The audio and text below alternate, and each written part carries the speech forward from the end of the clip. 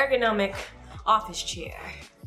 Hey y'all. Today I'm sharing with you guys a look into my journey to 6 figures in business income. You're gonna get all the real numbers, all the real receipts, all of the successes that I've had, as well as all of the struggles. One thing we're not gonna do on this channel, we're not gonna cap. I'm here to share with you and hopefully inspire you from my journey. Let me first start by telling you what $100,000 means to me and what it does not. When I say 6 figures, I do not mean $100,000 over the course of a single year. When I say I made 6 figures, I mean $100,000 since I started investing in real estate about 5 years ago. Let's break it down. So my very first rental property investment was in the year 2017 when I purchased a really cute little bungalow, is what I call it, in downtown Lafayette. It's a 3-bedroom and a 2-bath home that I currently still own, and it also has a kind of like a mother-in-law suite slash she shed slash tiny house that's located in the backyard. I bought this home in the summer of 2017, and one of the rooms in the home was serving as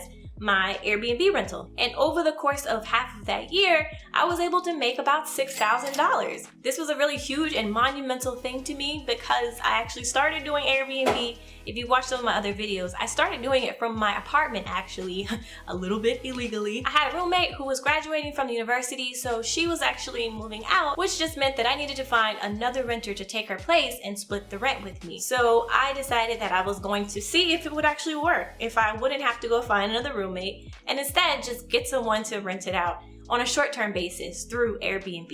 So that worked really well, and after doing that for a couple months, I decided then to purchase my own property and start doing it myself on my own land. By the way, if you want to know how you can purchase your first rental property without putting any money down, make sure you go watch my other video that I detail exactly how I was able to do that. Let's fast forward to 2018. I still had that one home listing. I wasn't really at a place where I was just willing to come out of pocket with a big chunk of money to put down on a second home as an investment property. But I also started experimenting here with rental arbitrage before I really even knew what the name of it was. But on a whim, I sort of looked around my city for some rentals that were trying to be filled, and I ran across a landlord who actually owned a duplex. He had a 2-floor duplex, one with a top unit and a bottom. One of them were vacant, so I typed up a really nice letter that I sent to the landlord of the property, letting them know my intentions with the space, what I was gonna do, and how I was gonna do it. And maybe kudos to my writing skills because it worked, and they permitted me to rent out their 2-bedroom, 2-bathroom space.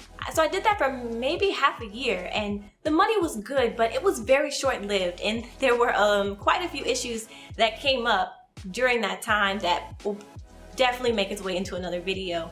Due to some issues with the actual apartment, the landlord terminated the lease early, so I ended up not having any penalties against me. I simply just moved all my things out. Suffice it to say that to this day, I will always prefer owning my own properties versus renting out from someone else, like a corporate lease or through just rental arbitrage with a landlord. But we'll talk about that later. All in all, I was able to make about $11,000 or $12,000 from the home that I was house hacking, as well as some of that additional income from my first time trying rental arbitrage. So let's keep moving to 2019. This was my 3rd year as a real estate investor. I was back to one listing, no longer doing the arbitrage thing, but there wasn't really much growth. And I think that was like one of the things I was on fire and yearning for at the time, was how can I grow my rental investments? So it was this year in December where I had finally saved up enough money that shed slash workshop, she shed that was in my backyard that I told you about. I was able to flip that space into an efficiency apartment that I could list on Airbnb and start making sort of like duplex income from that property. If you want to see that project come together from start to finish, I will link that video as well.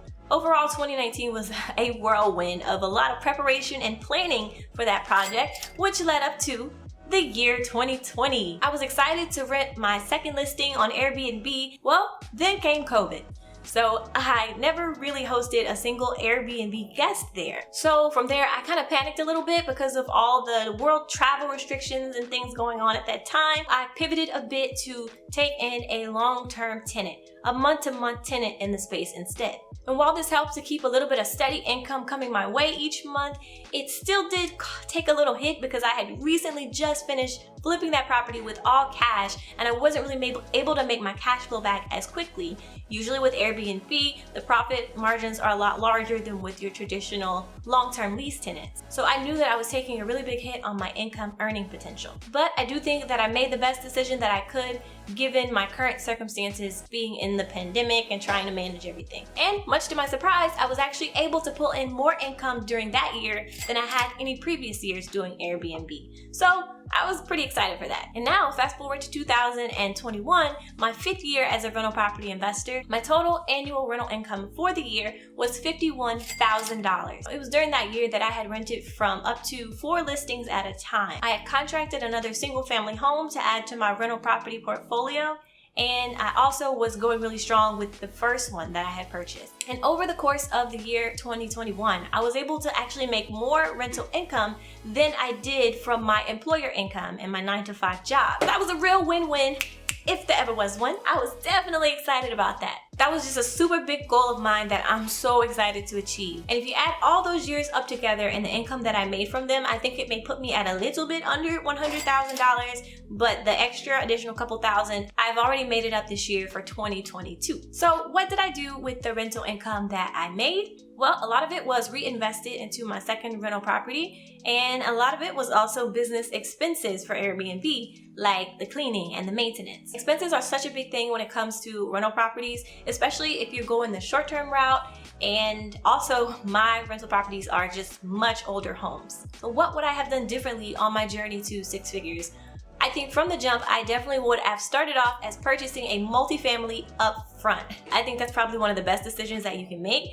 Instead, I sort of converted my single family home property into like a functioning multi-property. But there are a lot of programs out there and opportunities for new home buyers to get in really good, perhaps with like a low interest rate or a lower down payment or no down payment. So if I could have went back and like used that on a multi-unit property, I would have had to come out of pocket with such a little amount to be able to own like the fourplex that I want today. The second thing I would have done is probably increase my circle of investor influence so that I could have learned and grown a lot quicker than I did.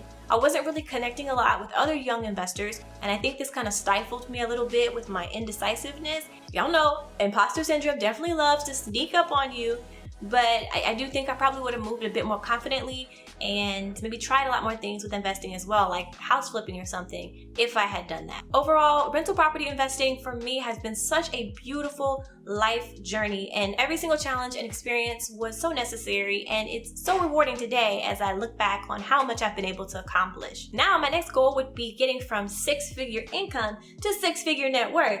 That is a whole nother struggle. If you guys enjoyed this video and you want to know more about how to grow your way to 6-figure wealth on a budget from scratch, make sure you subscribe to the channel. I'm uploading videos on the regular. Thanks again for sticking around to the end, and until next time, I wish you lots and lots of peace, love, and passive income.